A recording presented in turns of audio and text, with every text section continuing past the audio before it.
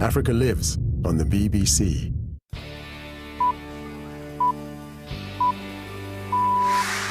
It's 12 noon in London, 7 a.m. in Philadelphia, and around the world it's time for Live Aid.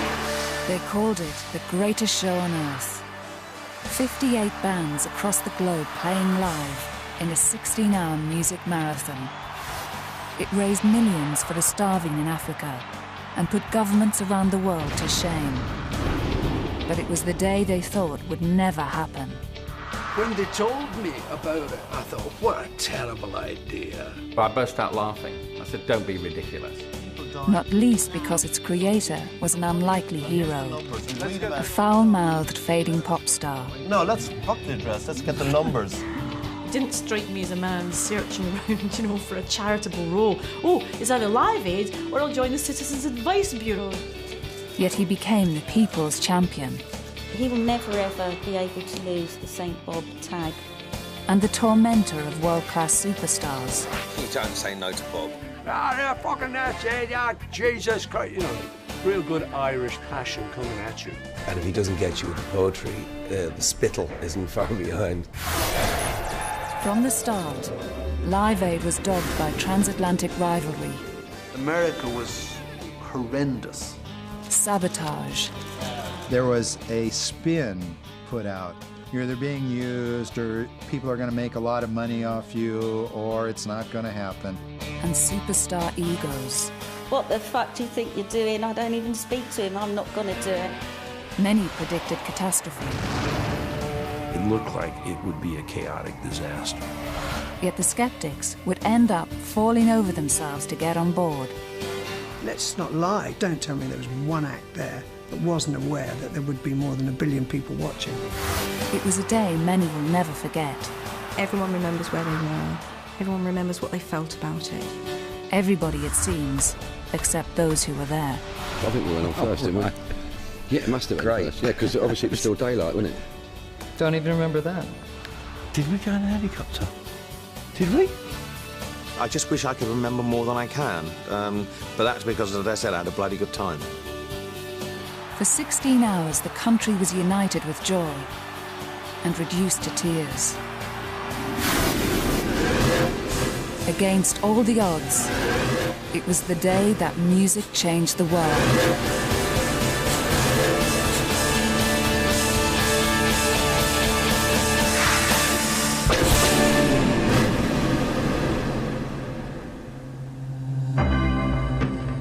December 1984, and a now familiar anthem was taking Britain by storm. In Africa, an aid worker and a journalist heard the song for the first time. Stupid song and a stupid name for it, and how dare this guy make money out of poor starving people in Ethiopia. I thought it was crap. I thought it was trite. I just thought, what a load of drug-taking, cocaine-snorting, bonking pop singers got to do with all this. They're just doing it for their careers. The whole thing is bollocks, really.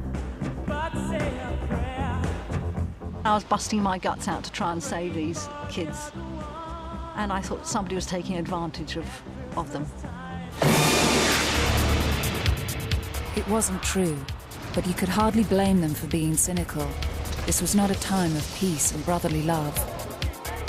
There was massive industrial change going on. The community I represented up in County Durham was basically losing all its old coal, steel industries, and so it was a big moment of change in the country. Inner cities burst into flames. Unemployment was rife.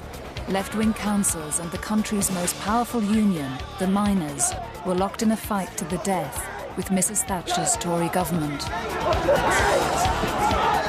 And there was no greater anarchist than Scargill. So was Derek Hatton in Liverpool. The madness of the loony left.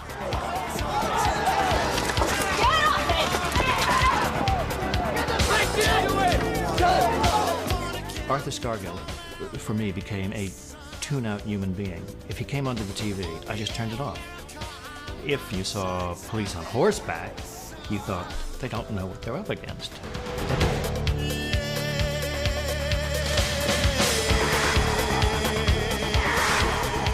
As far as the black community were concerned, We definitely felt that we were not a part of Thatcher's New Britain. We certainly got a sense that it was okay to be racist. There seemed to be violence everywhere, and in football we had, of course, the violence with football fans, that the whole country was on edge and everybody's, knocking hell out of each other. But some were doing very nicely out of Mrs. Thatcher. In the cocooned world of pop, it was limos, larger-than-life hair, and loads of money. The weird thing about Mrs. Thatcher was that even though we hated her, we were all getting rich because of her. I was earning lots of money. That was the time. It was the heart of Thatcherism. Those few years, there was a lot of me going on, and money was king. Everything was larger than life. The shoulder pads were larger than life. The way that we drank and the way that we did things was excessive. This was big hair, a go-go. Wow. The mullets and pop music had never felt so vapid. One singer as well known for his bad hair and big mouth as his hit records was Bob Geldof, frontman of the Boomtown Rats. I mean, I thought the Boomtown Rats were just crap, but, and he can't sing. By 1984, the hits and the money were drying up. I was a fading pop singer, certainly fading, no longer relevant. Dying on his feet. We got to a stage where we were thinking, well, we'll let him make one more record and we'll see how this goes. I think we all felt he rather overstayed his welcome and shot his mouth off, and we felt to some extent, I think, that he was a pop star on the slide.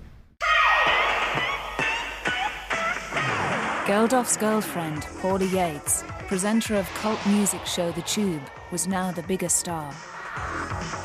Bob occasionally hung around, the dressing rooms and the canteen at Tyne's Television when The Tube was being shot, like a big bad smell. And he always used to wear a big black leather coat and a hat just that said, I'm a pop star. And he was so grumpy and horrible. I mean, everybody in Bob's world was a fucking bastard. Maybe with the exception of his partner and his daughter. So he wasn't that popular. People used to be very cruel to him, call him Mr. Paula Yates and everything, and I can see that hurt him.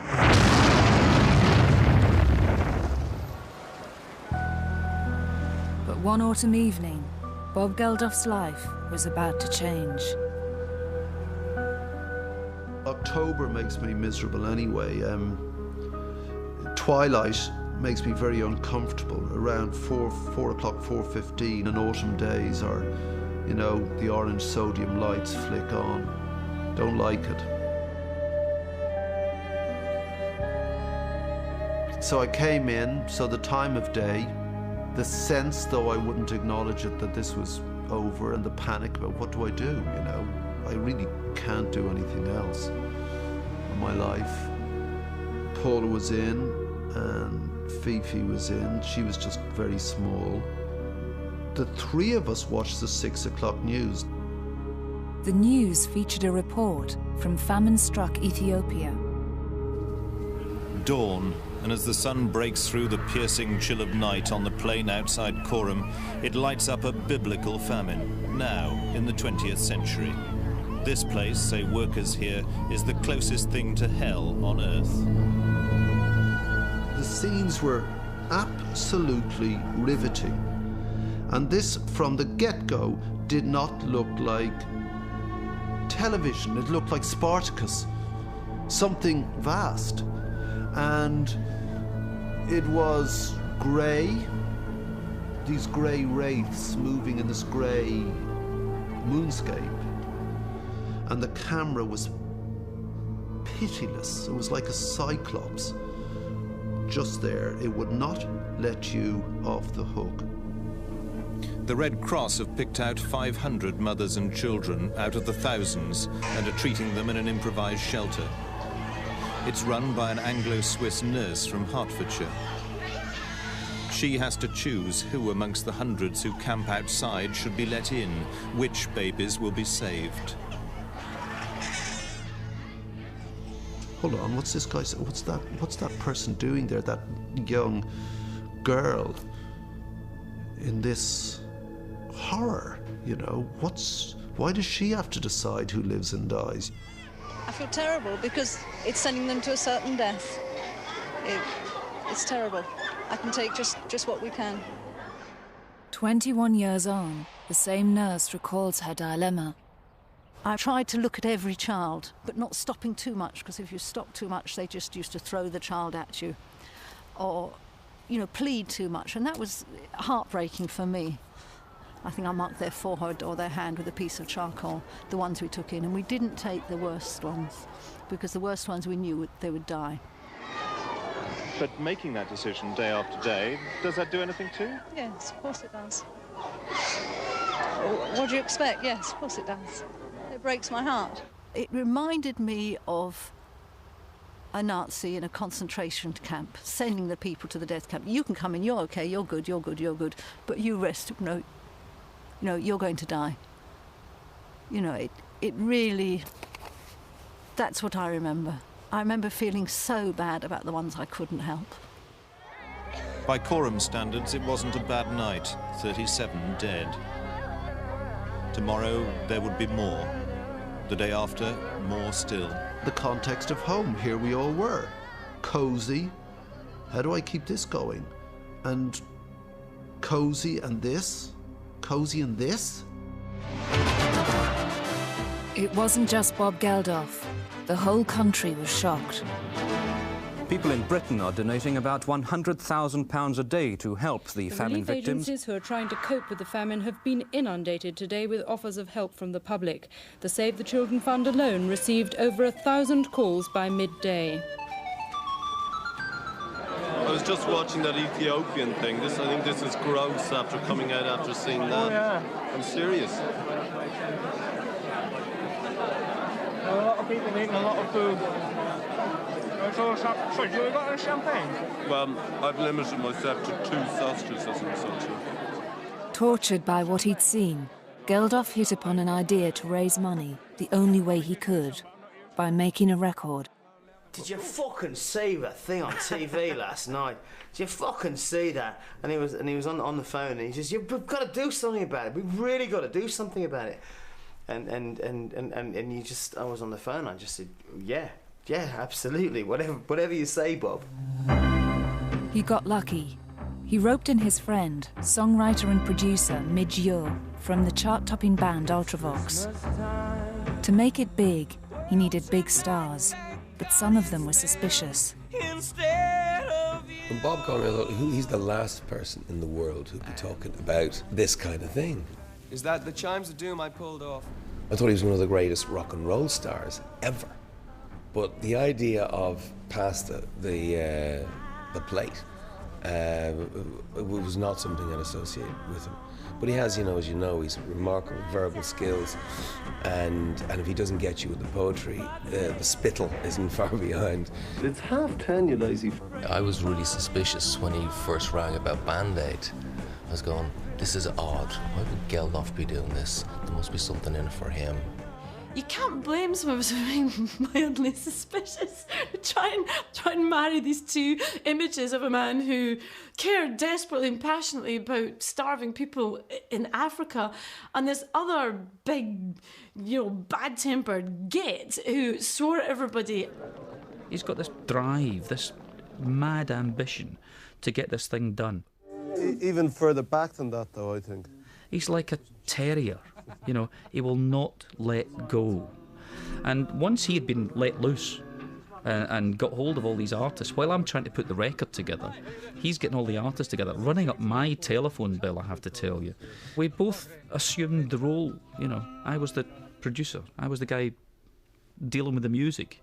He was the guy rounding up the crowd. There's no question, if Midge just let it all pass, that would have been the end of my involvement. And the record would not have been made without him. Geldof and Midge Ure hope to raise £72,000 for Africa. But do they know it's Christmas surpassed their wildest dreams, making more than £8 million as it swept into the charts at #1. They set up a special trust to distribute the money.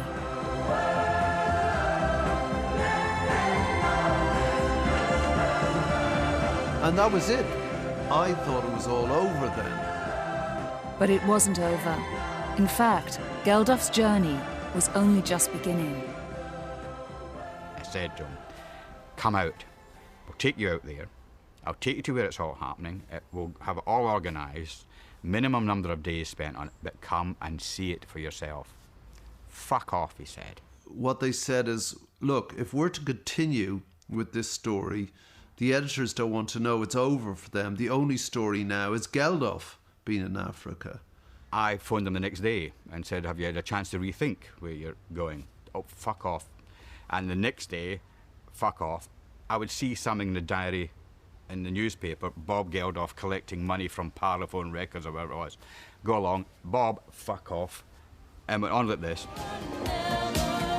While Geldof stalled, resentment about the Band-Aid Trust was gathering in unexpected quarters.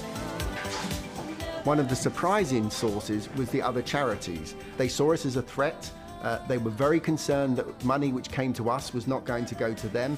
And I said to Bob, it will be essential that you can demonstrate to the press and to the public who have given you all this money that you know the money's been well spent. And the only real way of doing that is to go out with the first cargo load and make sure you go from London right into the camps so that you can see that all the aid is properly distributed. Geldof was wavering, but there was one sticking point.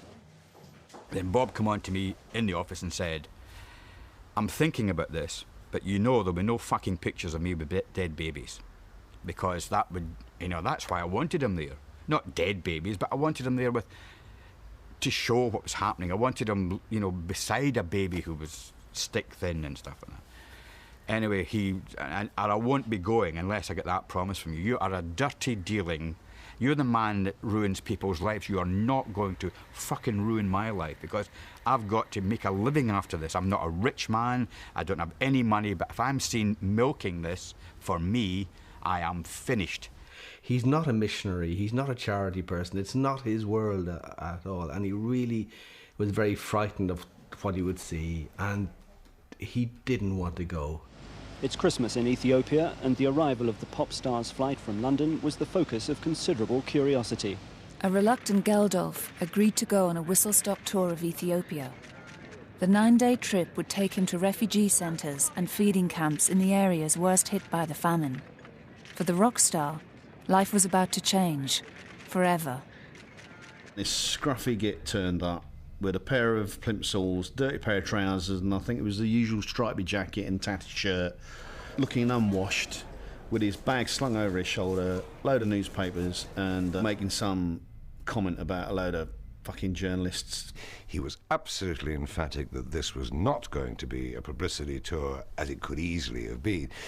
That led to... Certainly the photographers were very worried about this because why were they there except to do precisely what Bob said he wasn't going to do? The ultimate thing you can photograph as a photographer is life and death.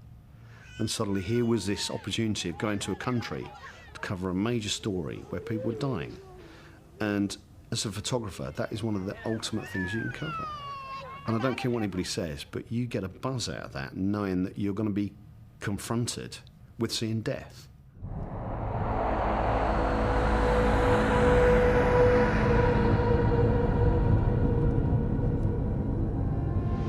You're there watching an indeterminately aged human being. It looked like it was 2 years old, but it probably was 5 or 6 or 7, a huge distended head and eyes, saucer eyes, and flies settling on the mucus of the eyes, and they couldn't stand up, and they were listless in their mother or father's arms, and all they had to give them was a few grains of unhusked wheat, and they'd eat that, and it would be like razors in their stomach, so the child would begin to void its stomach, as well as not just the contents of the stomach. Pick up the baby, Bob.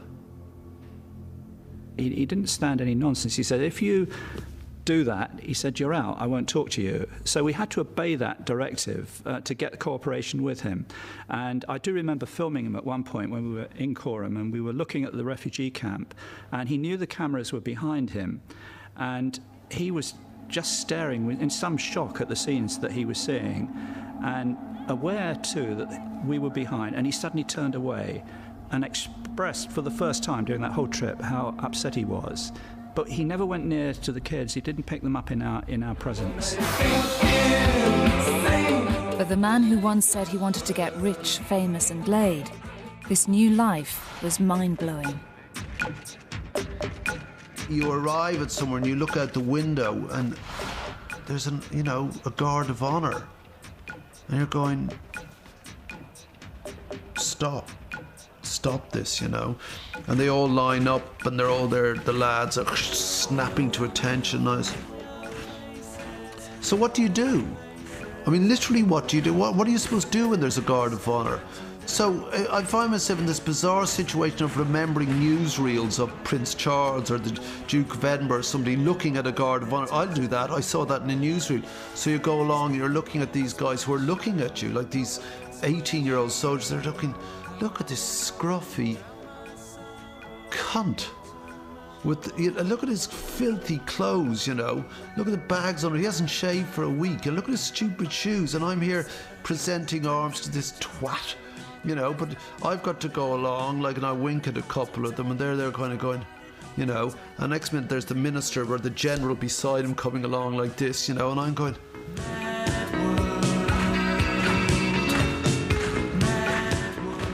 I don't know how to convey how mad it is. I'm suddenly in this mad world, so unlike anything I've ever experienced. What am I doing here? Geldof visited the remote village of Mekelle in Tigray. The area was swamped by tens of thousands of refugees fleeing the war in the north. On average, 40 people died from starvation every day. We looked across this vast plain and it was just covered with tent after tent, wigwam-type tents. And we were told there were over 100,000 people that had moved onto this plain that were dying, and they didn't have the food there to feed them. They just didn't have it, and they were just going to die. And it was all kind of in a beige colour. You just couldn't take it in.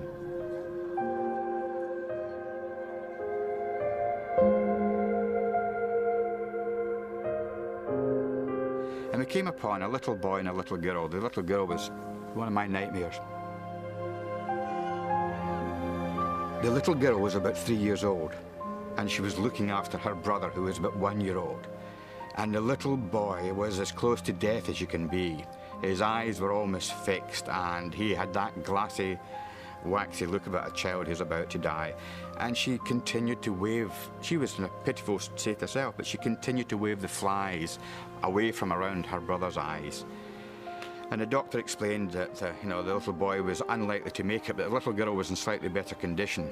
And we moved up about halfway down the shed. This German nurse came up, spoke to the doctor, and said to the doctor, I don't know if it makes any difference to the photographer's picture of the little boy and little girl, but the little boy has just died. So Bob looked at me, and we moved up the shed.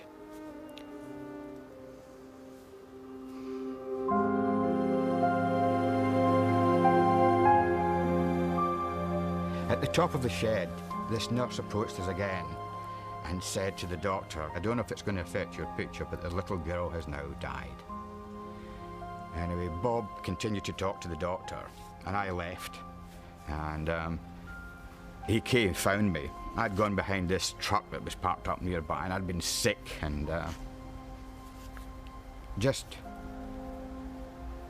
It was an accumulation, but there was something just dreadful about it. And two of us... sorry.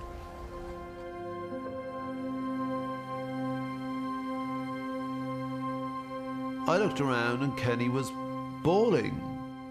And I think that moment of absolute reality just stripped away all that carapace, that hardened shell, and it got him. So I retreated up the hill a little bit just to, do some general views of the area. And then the doctor emerged from a tent about 6 yards away with Bob, walking up the top end of McKaylee Camp, and the kids were just attracted to Bob, and they ran to be alongside him and look at him, the ones who could run. There was, and I thought, shit, that's a picture. I knew Bob would go nuts when I took it.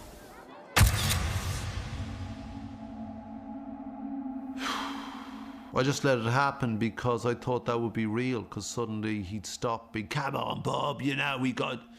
And suddenly there was no asking, there was no nothing. It just seemed the most natural thing in the world that this human being would take this picture. And I think that's the one and only picture.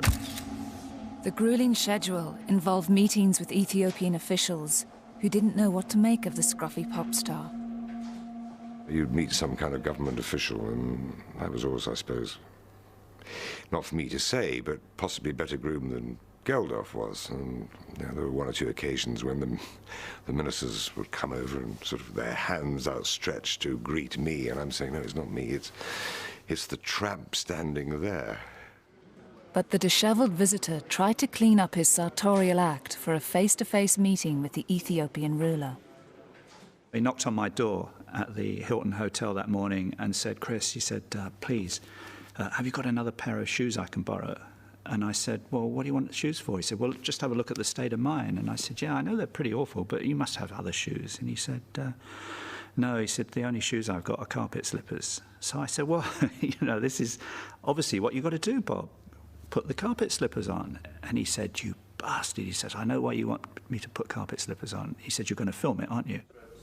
Bob Geldof's own feet seemed rather vulnerable. He wore carpet slippers, his shoes having fallen apart. I didn't want to meet these guys anyway. We could have been out in the field, reports could have been going back to the UK, I could have been talking to the people working on the ground, I could have been getting... Said I had to do this bollocks. I didn't ask for it. And we were all starving, and, you know, and I think food showed up, and I was pacing, and I was getting more and more worried about the meeting. Two, that we were there at all, and some geezer showed up. Bob just stood there and went, and how dare you keep us fucking waiting while all these people are starving and we're not even seeing the president. We're seeing, you know, the dog's body, as it were, you know. Okay. So I'd meet the president, I'd get out my amnesty report, because I always had the amnesty report. He is a thug. He murders 60 people a day, he tortures them. So I'd say, says here that you torture people, you know, because it's quite interesting, frankly, meeting a murderer and a torturer. I thought, this guy's a prize cunt, so I just said, you know, I think you're a cunt. I wonder how the translator put that into Amharic. The interpreter had stopped interpreting. You just thought, yes. I was eating peanuts at the time. I thought, I better eat a lot of these, because when you have a jail here, they don't feed you very regularly. And I thought, God, we're in trouble. Luckily for Geldof and his party, the insult was apparently lost in translation, and the trip was drawing to a close. I'd spent the money. I'd lived up to my responsibility by going there, and the crew's following me, and that kept that reported back to the Band-Aid generation, if you like. Here you are, here's the people who will benefit from your largesse. Here's how it's been done. This is what's happening now. Thank you, everyone. Goodbye.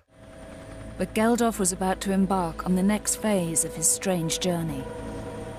In Ethiopia, an acute shortage of transport is still hampering the distribution of food aid, and while the supplies lie in the port, they're at the mercy of the weather.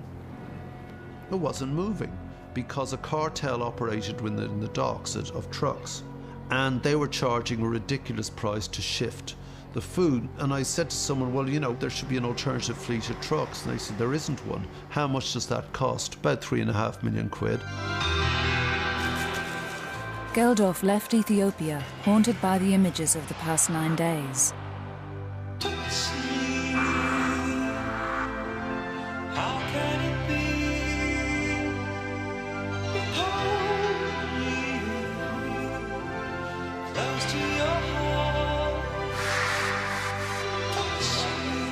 He'd bullied the cream of the music world and insulted an African dictator. Now he got the chance to tackle the powers that be at home. Bob turns up looking like he'd been sleeping in the nearest park bench overnight. Unshaven, hair standing on end, looking for trouble.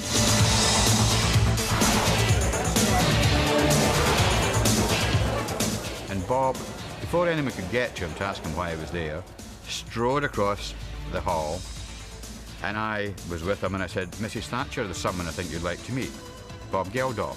And she said, "Ah." And she said, "How do you do?" You know, and all this sort of thing. And I said, I mean, at the moment you've got a problem with the butter mountain. You don't know how to dispose of it. To sell to the Russians is the cheapest way. I'm sorry, but butter doesn't do very much good in Africa. Well, butter oil actually does. It is one of the major supplementary oil, foods. if you can get it done. But it is a byproduct of butter. Yes. I was pressed up very close to her. So she's quite small and I'm relatively tall, so I was looking down and she sort of had to go like this. A lot is going. A lot of surface food is going. But don't Prime forget... Minister, there are millions dying, and that's the terrible thing. Difficult to tell who was lecturing who. Geldof became the people's champion. Suddenly I was this figure,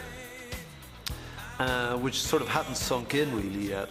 And it was seen as a big confrontation with the Prime Minister. One of these great moments when Maggie, the great, wonderful Maggie Thatcher, was brought down to that size because she was wrong.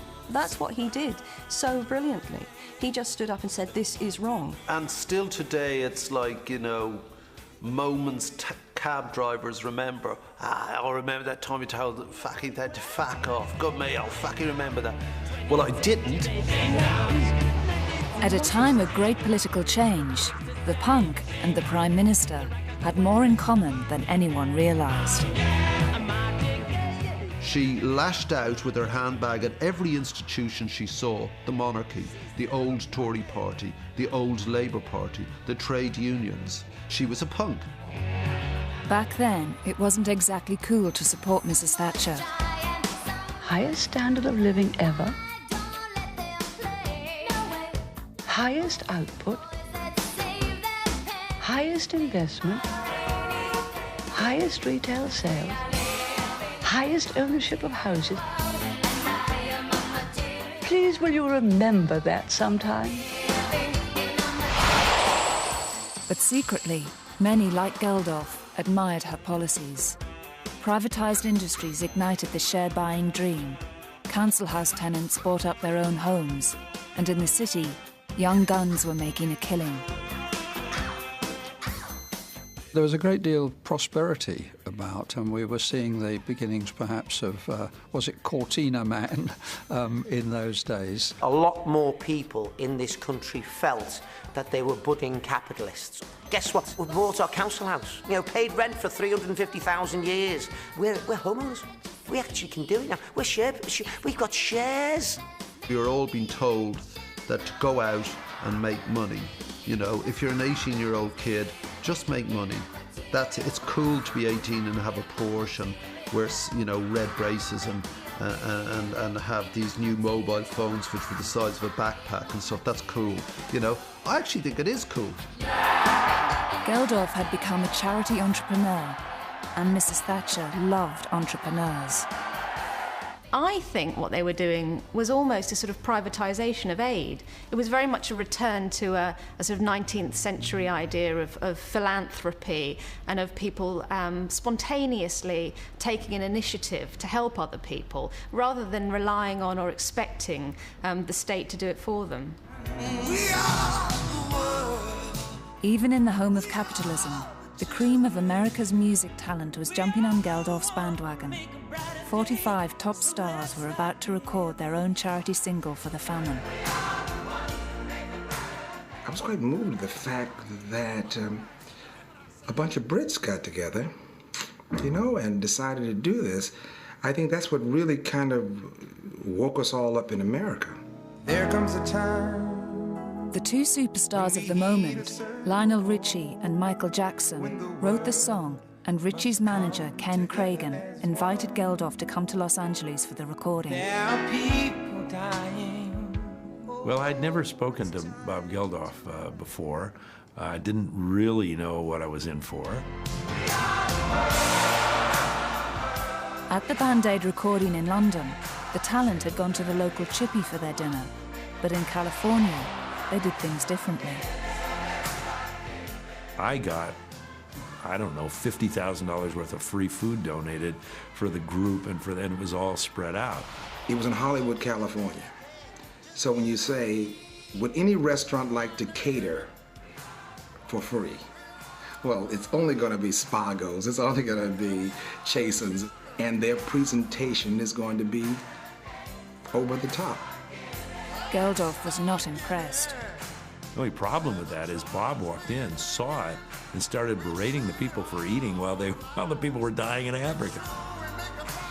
It was a little egregious, like, you know, I think the caviar, the lavishness of it. It was a little embarrassing. I had to go retrieve Bob and get him back to the studio.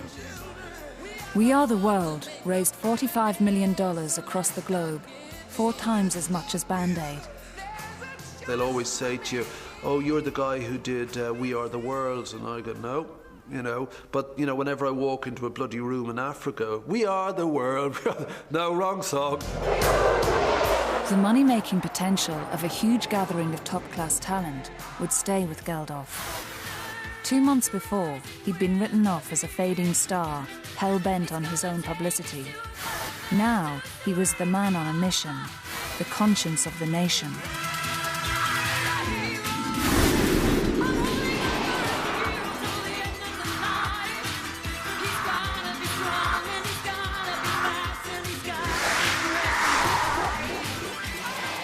They started to call him Saint Bob. He slipped from the rock star persona into the Saint Bob persona very easily. They stopped calling him a musician or a singer. They always referred to him regarding his charity work rather than his musical work, and that was kind of sad because we were still a band, we were still a working band. People would come up and, hello Bob, how are you, how's it going, is everyone okay over there now, how's it all going, and would thrust money at him and rings and everything. I wanted this to stop now. I mean, it was already beyond any control I had. So, ladies and gentlemen, for tonight's special award, Bob Geldof and Midge Ure, please come forward. But Geldof was the face and the voice of Band-Aid, and the story everyone wanted. And his unique force of character came at a cost to those close to him. He was awful in these award ceremonies. He would literally just go and get the award, say, thanks so much, don't know where I'd be without you, you know, you've saved people, thanks so much, bye. Leaving Midge with no award and nothing, to just stand there going, yeah, you know. And Midge Ure. We both went up to pick up the award, and Bob, in his usual manner, launched into this huge speech. I'll say something. Leaving me standing behind him again, 3 feet behind him, looking a bit kind of dazed and confused. Why wouldn't he want Midge to share the awards and the glory and the credit for doing what they did? Why does the rest of the world think it's just Bob's baby? Why did Bob allow that to happen? It was a classic Geldof, he doesn't mean it, it's just he's there, and he was launching at this big thing about the whole Band-Aid Live Aid thing and whatever, but it's just how he is. He had the awards and he had the acclaim, but old suspicions began to resurface. Some reporters were openly hostile. Fortuitously, but not by design, the success of Geldof and Band-Aid has brought new life to the sagging popularity of the Boomtown Rats. It has earned the group criticism that they're cashing in on Geldof's Ethiopian philanthropy, even that his obsession with fundraising has become sanctimonious. Thing is that if they say, oh, what a publicity stunt, I mean, it is frankly ridiculous. I don't work 20 hours a day on publicity stunts. Tonight, the Rats will hold a concert in London and can reflect that while they never planned it, the ill wind from Africa has certainly done them some good. But had it? The rest of the Rats certainly didn't think so. Suddenly on this tour, 80-year-old ladies were coming up and says, "Hiya, Bob, here's £20. It was good, but it was strange, We were trying to be a rock and roll band, We don't want your mum to like us.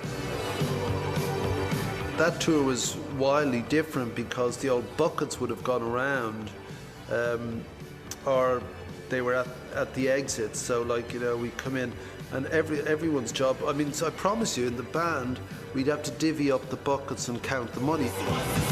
The Band-Aid buckets raised £50,000, much more than the band was making on its record sales.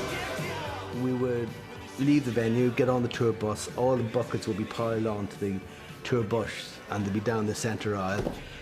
And rather than the usual sort of rock and roll like Jack Daniels and telling wild stories, we'd all be there counting. That's another £500. You count the coins, and the whole band would be sitting there till about 2 o'clock in the morning, counting all this money. And this would happen every night. Pathetic, you know. Where were the babes? You know, why didn't they count them? You know, didn't happen. I was a Boomtown Rats fan.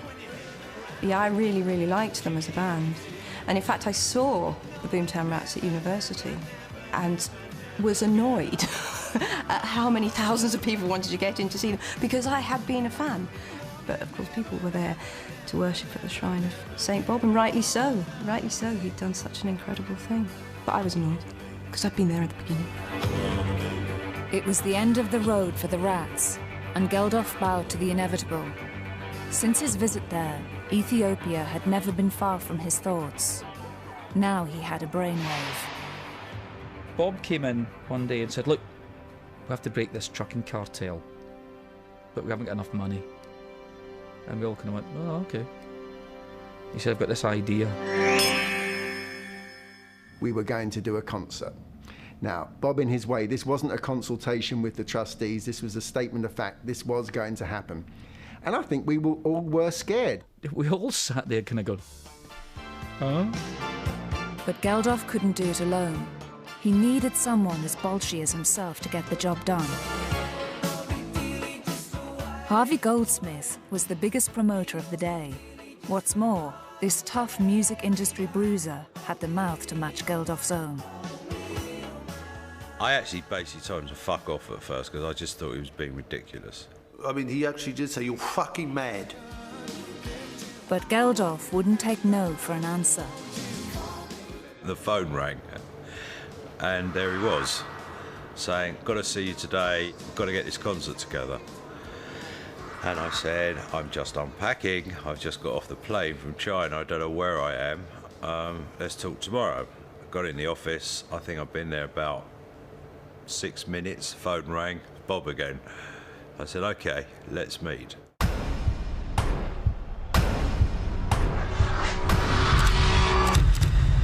Wanted to do a big concert at Wembley, lots of big acts, and rattled off the A to Z of that time, every major act there was, and said they're all doing it. And I just looked at him and said, yeah, very funny.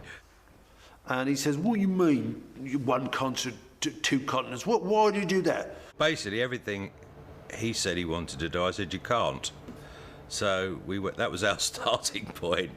So, it's a nightmare you're going to have in the middle of the summer where they're already booked up. But like he kept saying, and then what are you going to do then? And then what? And you could see he kept asking a question. In the back of my mind, I actually knew it was possible, but I didn't want to tell him that. We're scared of Bob.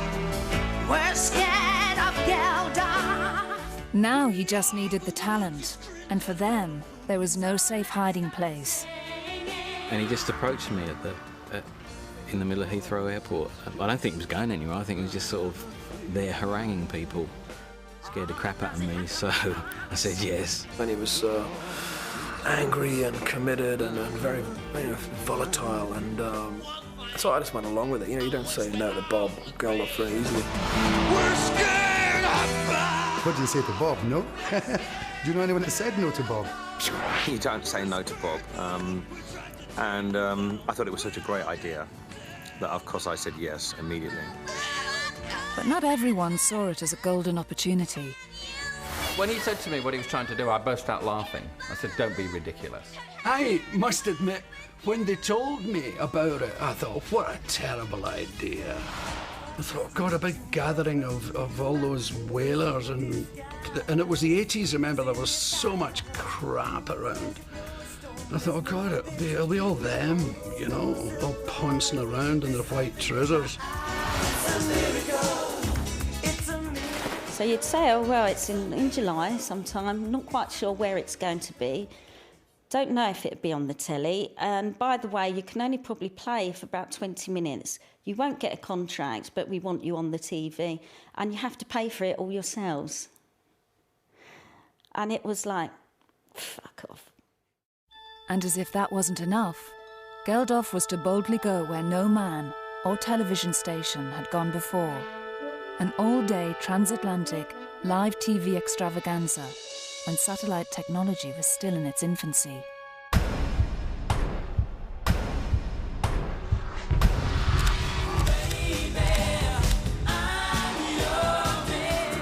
Only one man could make it work.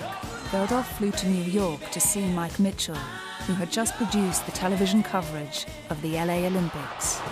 He and I discussed what it is that he wanted to accomplish. And when I went there, I was very skeptical. He had originally wanted to do a concert between London and New York. I had just come off the Games and said I really wasn't interested in that, but if you want to do a worldwide event, I'm in.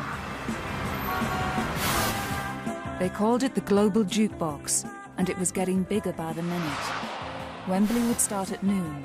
America would join in 5 hours later. The shows would be beamed all around the world via satellite, with other countries joining in. It was a round-the-clock operation. I took my little house and we moved in desks and we ordered more telephone lines, and we simply just worked out of that house for the show. And I couldn't even go to the bathroom during the day. That's how bad it was. America was the leading expert in the satellite technology that Geldof needed for the Global Jukebox. So everything hinged on getting the American show right. Harvey Goldsmith pinned his hopes on the legendary West Coast promoter, Bill Graham. Bill Graham was an irascible, angry, difficult control freak, and you either did it his way or you didn't.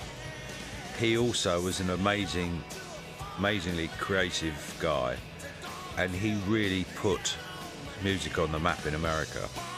You know, Bill was an imposing figure. He always ruled by intimidation. He was as tough promoter as has ever been produced on the history of the planet, I would imagine. You know, he was a bad motherfucker. Graham's sidekick and fall guy was fellow promoter Larry Magid. Everything about Bill was drama. You knew that there was going to be a timed explosion at some point, and it became part of the ritual with Bill. So far, Geldof and Goldsmith had few stars on board, no venue in America, or even at that point a broadcaster in either country. All they had was the bluff of Bob. And then they could say, great, we took part in the biggest TV broadcast ever, now f*** off.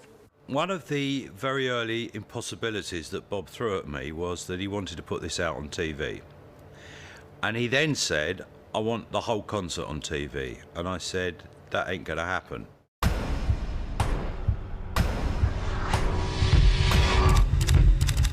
There was only one organisation that could pull it off. Good old Auntie. You simply couldn't believe that you'd bring together Queen, U2, Paul McCartney, you name it. I mean, you know, Rod Stewart, yes, he'll be there too. Phil Collins, oh, he'll be in Concord. All this was sort of, it was being told me, and I was sort of saying, yes, that's all, you know, that's really interesting. But I didn't believe it, to be honest. Bob thumped the table and said, no, I want the whole show out, all 12 hours of it, and we're going to do America, so I want that out as well. I want the whole day sorted out, and he just stormed out the room. I just assumed they would. So why not? And I suppose it's sort of that naivete. It didn't strike me as that big a deal.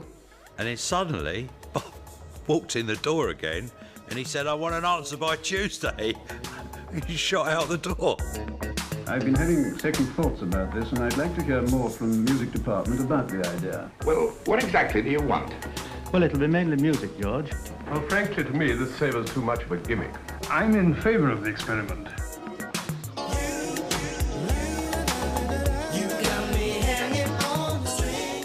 For 2 weeks, Geldof and Goldsmith held their breath. Then finally, a breakthrough.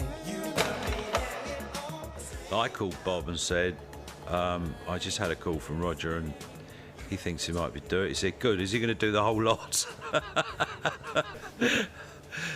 OK wasn't good enough. It was the whole ball of works or nothing.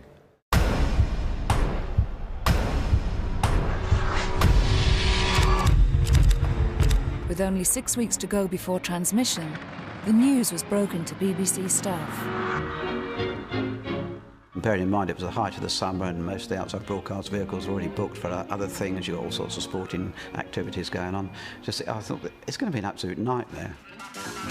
The biggest misgivings were voiced by the team who had the unenviable task of presenting the show. The men behind the Anorak's favourite music programme from the late-night graveyard slot, The Whistle Test. I was on holiday, in fact. I remember putting down the telephone and going out and lying in the meadow outside the house and staring up at the sky and just feeling nauseous with terror. The thing you have to remember about Whistle Test is that we were a very humble little programme. We were 40 minutes once a week, occasionally, on BBC Two. And here we were doing one of the biggest shows the BBC had ever done. It was like asking BBC Radio Clec Heaton to do the Olympic Games. You know, we really weren't up to it. If that wasn't enough of a problem, the new boy on the show was ideologically opposed to the whole thing. I could see that whilst it was a worthy gesture by a number of pop stars, there had to be behind it something more substantial to back it up. I wanted the governments to do something about it. They're the people who had the real power. Geldof had his work cut out, getting the European networks on board. I talked to them from the very beginning about this, and the precondition for any of the wealthier Western countries is that they run a telethon. Iceland don't want to do a telethon. Geldof's global jukebox dream wasn't going to plan. America's can-do culture was rapidly becoming can't-do. The nation that put a man on the moon didn't believe that this show was technically possible. We were literally laughed out of all three networks' offices. The Olympics, we used 2 satellites, 1 feed, 1 location to a world feed. Live Aid, 16 satellites, 8 locations, all interactive feed for 16 hours. In today's terms, it would be like saying, let's do a concert on the moon.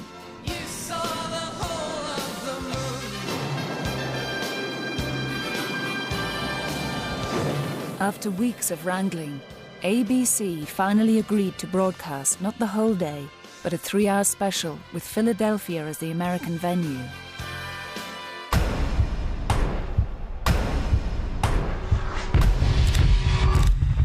They had the venues and the TV networks, but few stars confirmed. Geldof and Goldsmith had no choice. They had to go public. We had a press conference at Wembley to announce the whole thing, which was a bit of a farce, really, because we actually didn't have anybody confirmed at that point at all. We were scribbling names down as Bob was going, because we had to go at 12 o'clock, I seem to remember, on Radio 1. Richard Skinner here talking to you live from Wembley Stadium, where a very important announcement is about to be made. Good morning, everybody. I'm very pleased to announce today that as Band-Aid's first part of their relief programme comes to an end, and as our younger sister, USA for Africa, begin their relief programme today, Band-Aid start the second part of their programme by announcing Live Aid. The people taking part in alphabetical order will be Bryan Adams, Adam Ant, the Boomtown Rats, David Bowie, the Cars. Most of the press conference was spent with bits of paper flying about from various different people, to Bob, back to Bob, to Bob, to Bernard and so on, and from me saying, no, this hasn't confirmed, and he would just be flicking them off the table. I would have been flicking it away because it would have been a distraction, because it was going to happen. It was going to happen that Mick was going to somehow square things with Keith, and that was all going to happen, and Bob Dylan was going to show up, and it was going to be wonderful. That was in my head. There wasn't a second's doubt as I did it, but afterwards I'd be sick with fear. Queen's Sade, manager, Jim Beach, suddenly interrupted the proceedings. Spandau Ballet. I suddenly got yanked out. It was Jim Beach calling from New Zealand. And he said, what the hell's this all about? He said, why are you announcing Queen? I said, because Bob told me they were doing it. And he said, what?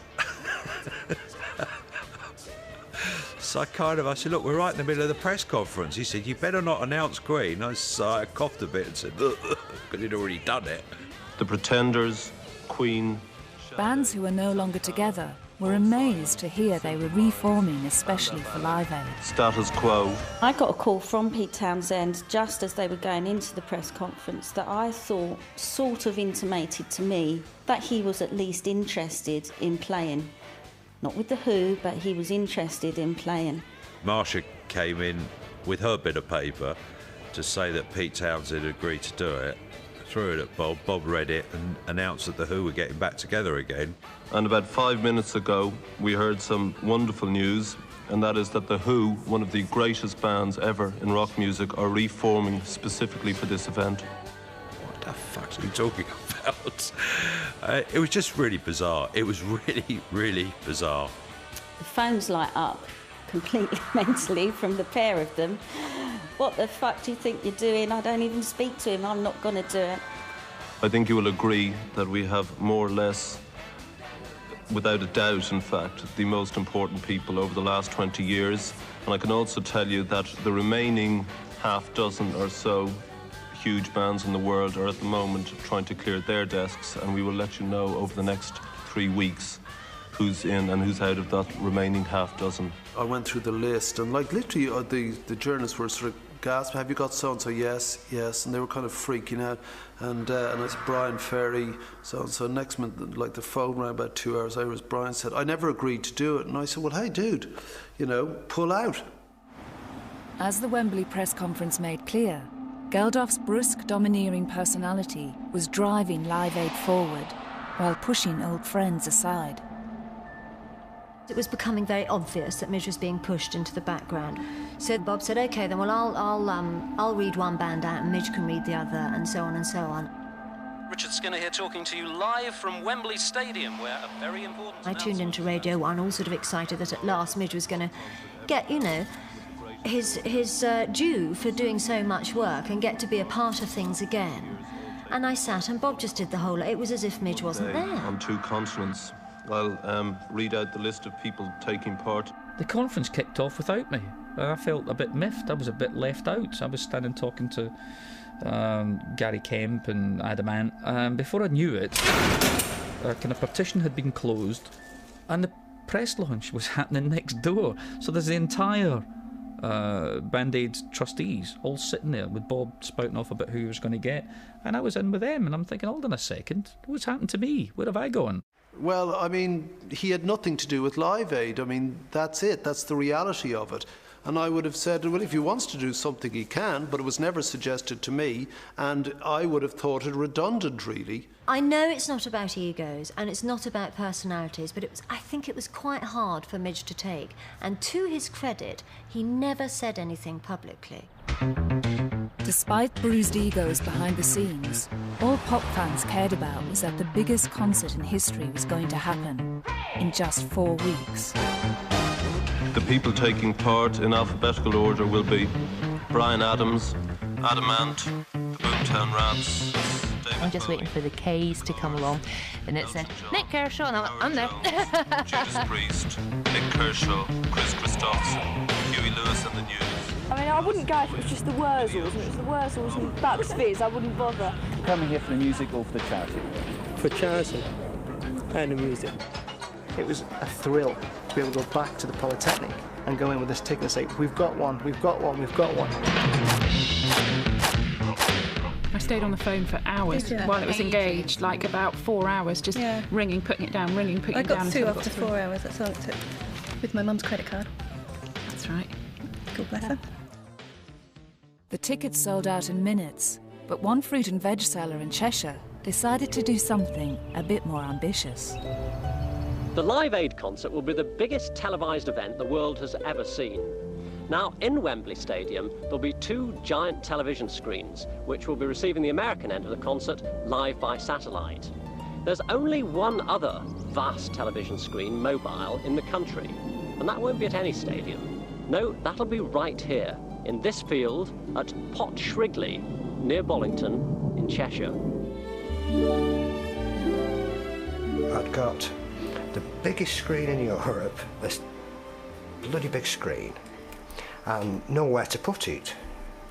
And anyway, Ches Orme, local lad, local farmer, he said, do it on my field. And it went from like a small little idea to something quite large, really. Geldof had the date, the venues, the satellites, and now the audience, but still, no lineup.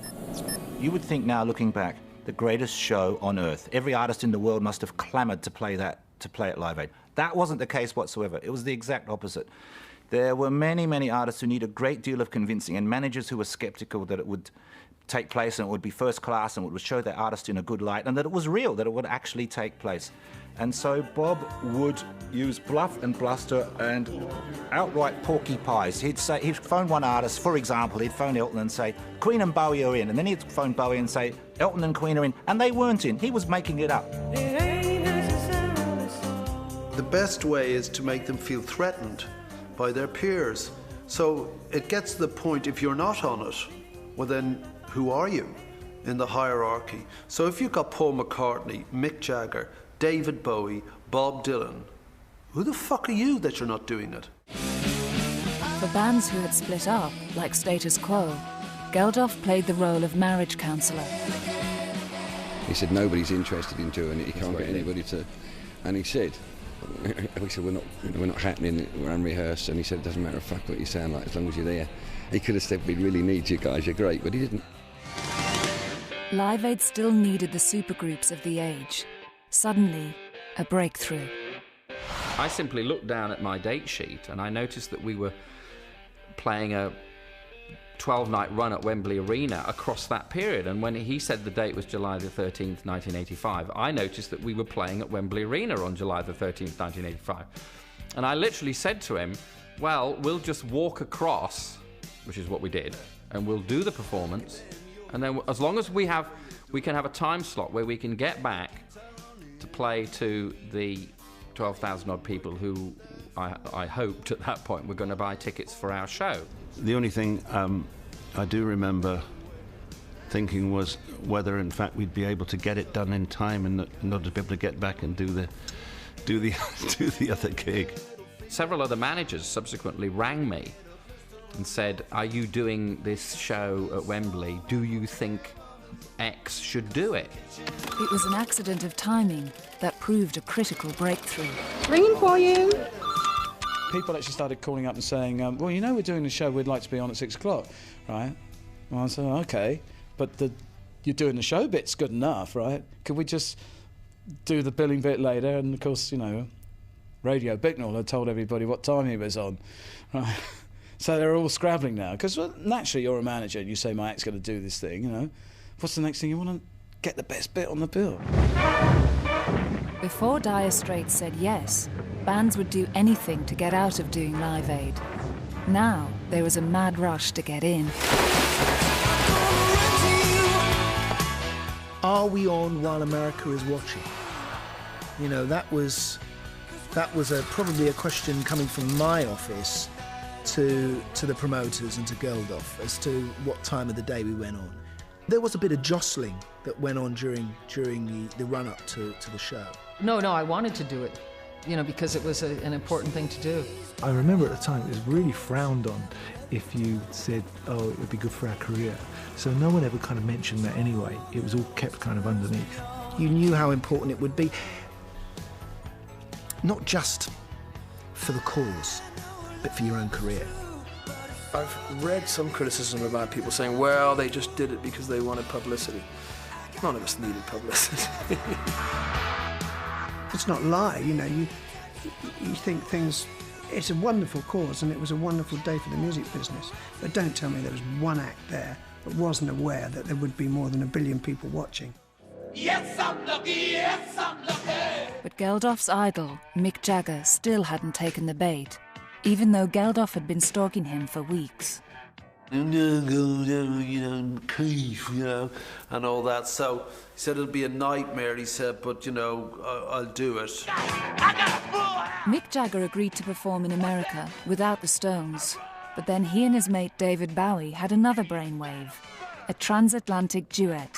At one point, I was going to do my part of the song in England, and Jagger was going to be in the States doing his part over there. I said, how do we do that? He's in, you're in America, he's here. But we couldn't find anybody who was fully convinced that we could actually sing at the same time and make it work everywhere. So we abandoned that idea anyway. He said, well, can't we do something with a spaceship? And there was this whole argument going on about which of them was going to be sitting in the rocket singing. I actually made a call to NASA. So, you got any rockets going up? We'd like one to put Mick Jagger on. And I could imagine, go, who's this nutcase? What?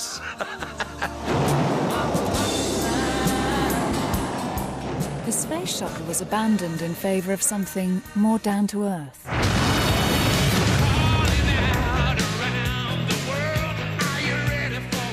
I genuinely didn't know that they were going to go off to a studio and do Dancing in the Street, which is, so apt. And then knocked off a video, which is hilarious, these two sort of old queens trying to out-camp each other, really. And it went to #1 and the money came to us. As the cast list got longer, the tabloids lapped up every detail. But the serious music fans' Bible remained more po-faced. The NME was really steeped in what we'd now call an indie kind of attitude, in which anything to do with the mainstream is probably bad. Anything that is deeply unpopular is probably good. Live Aid was perhaps the most mainstream event which any of us had ever seen, actually, in our lives. And it was therefore hardly a very cool thing to attach one's self to. The black press was even more critical, furious at what it saw as the deliberate exclusion of black British artists. The Voice newspaper called it the Band-Aid blacklist. Yet again, somehow we weren't part of what was going on in the country. Of course a lot of people felt pissed off, a lot of people felt as though,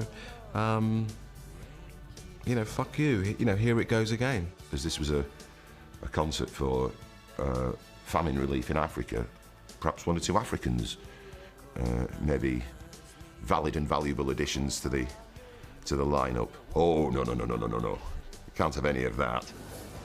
A journalist who suggests there should be more black performers on the bill at Wembley gets short shrift. Thanks, mate. We don't need someone to pull a crowd. We need to get money to stop people dying. And I don't care if they're orange, luminous pink or green. The object is to stop people dying. Political correctness, thank God, wasn't that terrible at that time. So we didn't have to have a one-legged lesbian and all the rest of it. We were just putting a show together. Geldof did want the black American stars of We Are the World, but most of them didn't want to know. We went to all of the major black acts who were popular at that time, and they all said no. But we couldn't explain that to people. We had this unbelievable discussion with Michael Jackson's people saying this is to help people in Africa. He just wasn't interested. In America, there was an agenda, or that was in a way bought from their Band-Aid record of that community of black acts committing or not, and it was like a block vote. And unfortunately, the block vote sort of went against the Philadelphia show from the black artist community.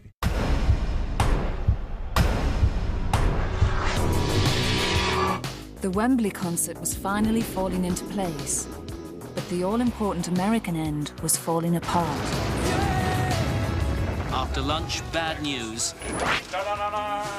Promoter Harvey Goldsmith has received a 4-foot-long telex from the American organisers of the Philadelphia concert. With just 3 weeks to go, there were few confirmed acts in the American bill, and the erratic promoter Bill Graham had stopped returning Geldof's calls. America was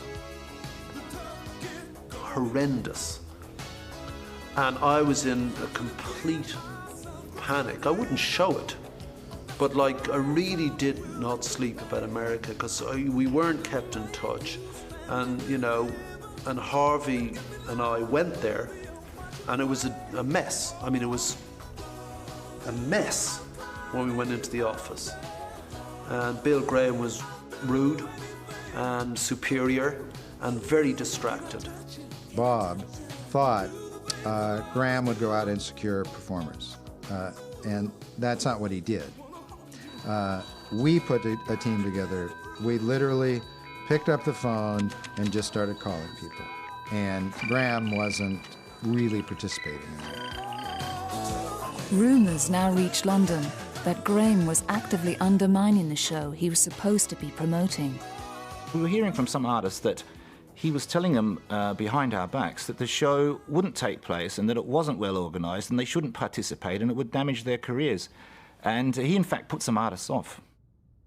Paul Simon pulled out because of Bill Graham's behaviour, and Paul called me.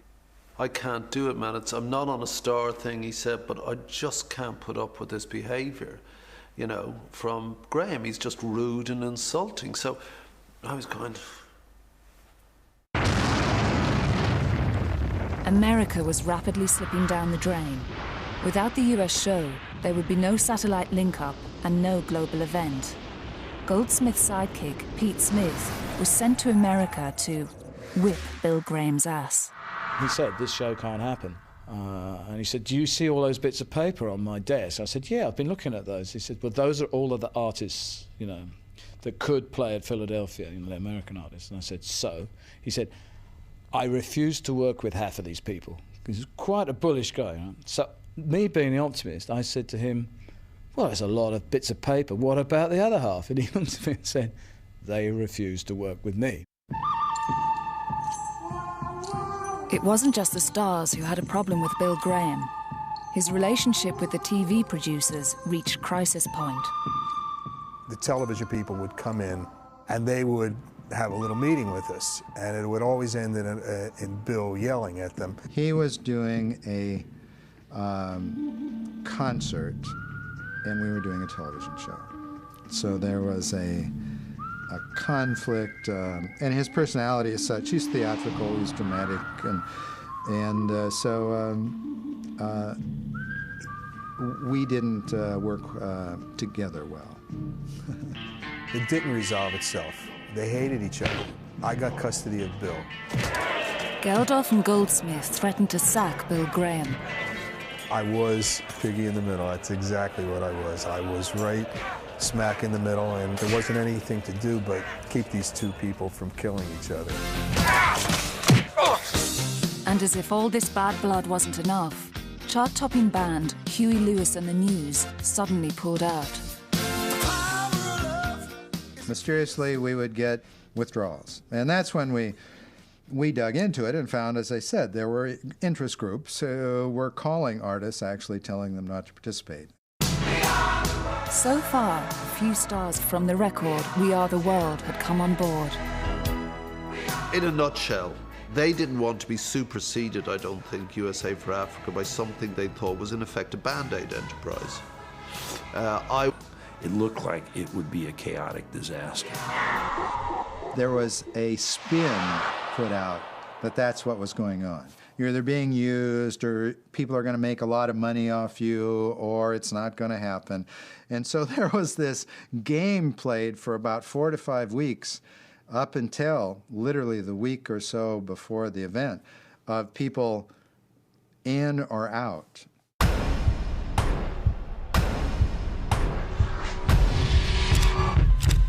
Back in Britain, Geldof's lineup was almost complete. But as usual, he wanted more. One of the icons of the age, Princess Diana. There must be an angel playing with my heart, yeah. Tonight, the Prince and Princess arrived back in London to attend a concert by the pop group Dire Straits. Tonight's performance is being given in aid of the Prince's Trust, a charity particularly associated with the royal couple. Geldof managed to get a free ticket from somebody, because he certainly wouldn't pay, and showed up and kind of corralled them in the corner and talked them into coming along to at least the opening of the Live Aid show. I thought it would be important that they came because at that time, you know, it was glamorous, there was the excitement around their relationship and stuff like that. And they represented, well, the country. He had royalty, and now Geldof wanted pop royalty. But the king of pop, Paul McCartney, was still holding out. The former Beatle hadn't performed live since John Lennon's death 5 years earlier. He was an artistic recluse. He hadn't played, hadn't performed anywhere. He was having his family life. And Bob needed him badly for credibility. You know, one of the Beatles had to be in the show. Pete Smith and production manager Andrew Zweck were told to go to McCartney's offices, as Geldof put it, to bag the lion. There was a real sense of apprehension. You know, Friday night, 5 o'clock, you know, go get Paul McCartney. So we all marched over to the office in Soho Square, very important, to discuss how the show was going to work. I was panicking. I had no idea how the show was going to work. And I was called upon to be the spokesman of how it was all going to be perfect and wonderful and technically professional and enhance Paul's career, and he'd play in a fantastic light. But I was making it up, it's the truth of it. What if we go out there, you know, into Soho Square at 6 o'clock and he's said no, you know? I suppose you catch a train to Dover or something, you know? Because I'm not going back to see Harvey or Bob. But at the end of the meeting, he said, I was always going to do this show. You know? And I said, well, you know, why are you always going to do it? And he said, the management. So I said, Stephen Shrimpton, your manager? He said, no, Pete. Said, the management. So I thought, Linda? You know, so I said to him, oh, he said, who do you think the management is? And I said, the kids? My kids were very keen on the whole thing. One or two of them were a little too small to be aware of it. But I think the thing about Live Aid was everyone who could be aware, who was conscious, was aware of it. It galvanised the nation.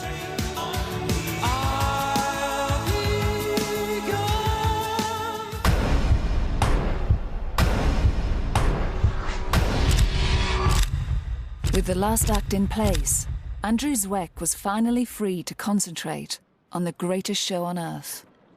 We sat there on the Sunday in an empty stadium, and sheer unadulterated panic set in. We had been neglecting this show, and suddenly it dawned on us how we were going to pull it off, how we were going to put on 25 bands on a strict timetable in a very limited physical space. We're out of power in this stadium. We're drawing every amp that we've got here. We're fresh out of power.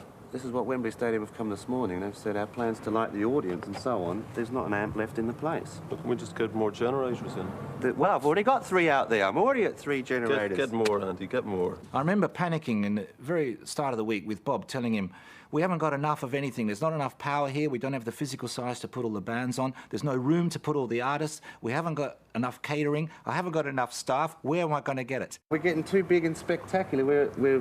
The resources are drying up. Zweck's most pressing problem was another of Geldof's brainwaves, a revolving stage. This is stage 1, 2 and 3. The reason it has to be like this is that it's unlike other pop shows. It's not when you go on, it's when you come off. Every band gets 20 minutes. We have to do that to fit in the appeal for money twice on the hour. He knew it from some industrial trade show, which had abandoned it because it didn't work. But it was this large revolving turntable, very, very heavy, very unsuited for this purpose. We were absolutely flying by the seat of our pants. Once it was installed, it kept malfunctioning and it kept sinking into the wood because of its weight.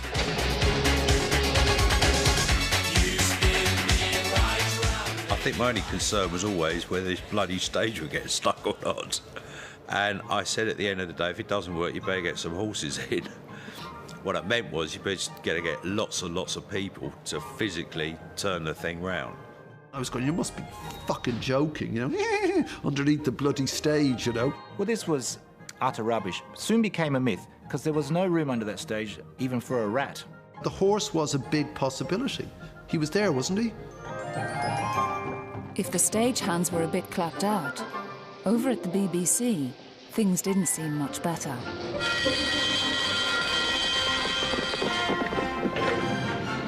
SIO, EP 781. There was like the 1940s. If they'd old pipes, it would have been perfect. They had a blackboard, and they'd drawn these little dots. Now, Sat 1 will go from here, and there'd all be these guys with beards and sort of sandals writing things down. At 400, 0400, we'd be there. And it really was like that, like a war room. Give me stations bookings, please. They presented this running order, and we laughed. We burst out laughing.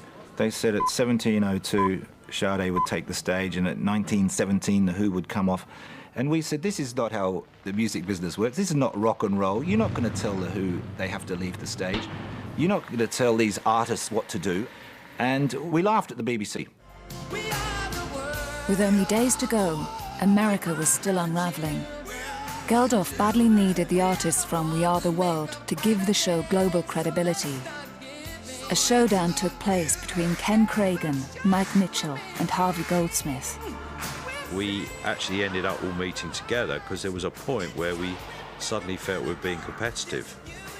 And I just wanted to get that out of the way really fast because that's the last thing we needed. It just wasn't on the agenda. So we had to sort out with them what they were trying to do because they were going to try and do their own concert. With only 3 days to go, Ken Cragen struck a last-minute deal to appease the artists who were still holding out. So when I got the call saying we're in, I sort of heaved a sigh of relief too, because the stories would have been where were they, rift between and all that stuff.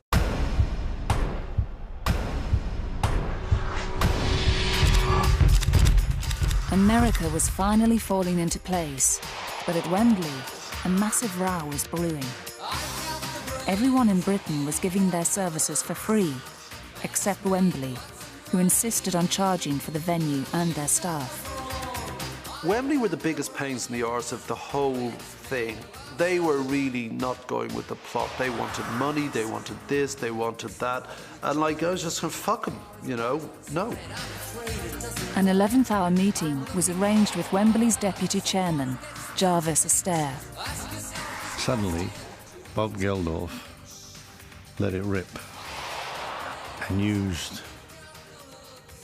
a number of four-letter words. Jarvis was starting to really dig his heels in, and the more he was digging his heels in, the more Bob was swearing, and the more Jarvis was getting seriously upset.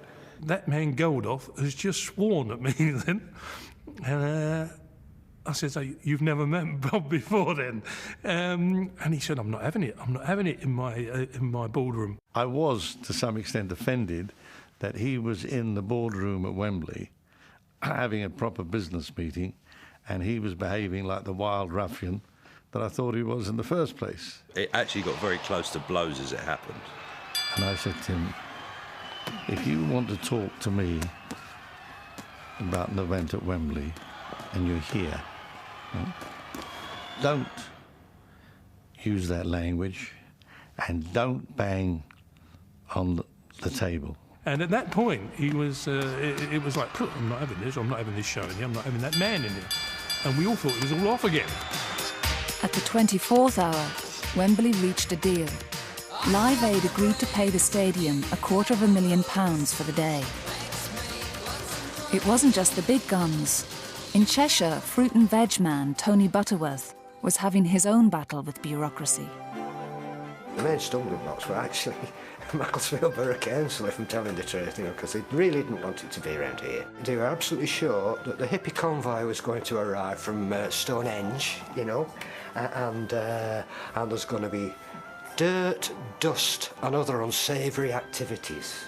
We had to go the following day, to the town hall, and the place was full of people objecting, and there was an old lady, right?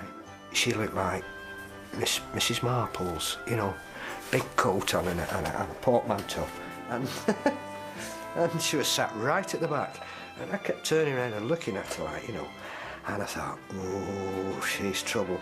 Anyway, it came to the end of the sort of summing up, and this old woman at the back stuck her hand up, you know. I thought, oh, this is it.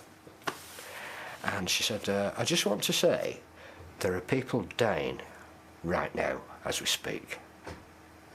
And she picked her back up and went, and she walked past me and went.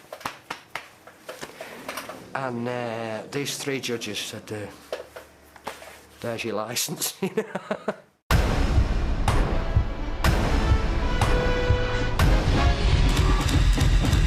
One day to go, and the stars were wheeled out onto the BBC to promote the show, while along the corridor, the foot soldiers were receiving their marching orders.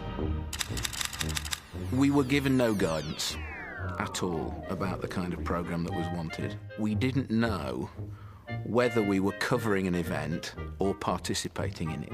Absolutely no preparation and absolutely no rehearsal at all. I mean, I can remember being called to a meeting, but mostly it was just lots of technical johnnies from the kind of outside broadcasting, talking about, you know, miles of cables that they were going to use and satellite links and all sorts of rather butch-sounding technology. We were kind of just gibbering in the middle of it. We were all given little folders with the running order and show up. That's all you could do, show up. It was as amateur and as shambolic as that. But one man was more than relieved to see the BBC vans roll into Wembley. BBC marching with their clipboards, and they've got this running order, and they said, this is how it's going to be. It's all going to work like clockwork. We're going to interface with Philadelphia. And I thought, well, I believe them now. You know, in the beginning, I thought this was pie in the sky, but once they arrived on site, team-handed with all of the staff and all of the clipboards and all of the equipment, I thought, hang on, I'm not alone here. Then, the time came to try out the stage. The one dry run we got, because time was running out, it did fail, and panic set in, and then we called in volunteers. We called everybody we could find in London. Please come and help. It was completely like Keystone Cops. You had big, burly men running around with amps, getting stuck in the middle of the stage, turning, people still trying to plug out and seeing wires all crossed, things falling over. Is that the familiar face of Janice Long? Janice, how's it going? Things are going really well down here at Wembley. We've just missed... I remember having to be, well, lying, basically, to Terry. You know, no, it's all fine, it's all going to be hunky-dory. You could feel the panic, because there was no way that stage was going to go anywhere. We panicked, as usual. It would be a long night for Bob Geldof. At 2 o'clock in the morning, he was awoken by a phone call. U2 wanted to pull out of the show. We probably threw a wobbler, because we weren't getting a sound check. That would be very like us. Yeah. I don't remember that. I do remember trouble over a sound check, yeah. Geldof, by now exhausted after weeks of sleepless nights, spat out his familiar response. Fuck 'em.